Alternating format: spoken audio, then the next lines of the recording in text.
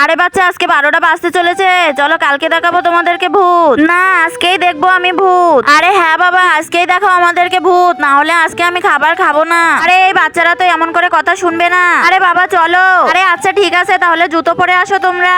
আচ্ছা ঠিক আছে। হ্যালো বন্ধু, তুই তাড়াতাড়ি করে ভূত সেজে পাশের জঙ্গলে চলে আয় তো। আর বেটারা জিদ করেছে ভূত দেখার জন্য। আচ্ছা ঠিক আছে, আমি 10 মিনিট পর আসছি। বাবা আমরা চলে এসেছি জুতো পরে, চলো আমরা এখন ভূত দেখতে যাব। আরে আমার পা তো কাদায় পড়ে গেল, দেখি পাটা ধুয়ে আসি। আরে ভূতটা কই কই ভূত, আমি তো ভূত দেখতে পাচ্ছি না। আরে আরে ওই দেখো ভূত। মাও খাও, মানুষের গন্ধ পাও। আরে বাবা কি খাতারনাক ভূত। আরে এ তো ভূতের ভালো অ্যাক্টিং করতে পারছে।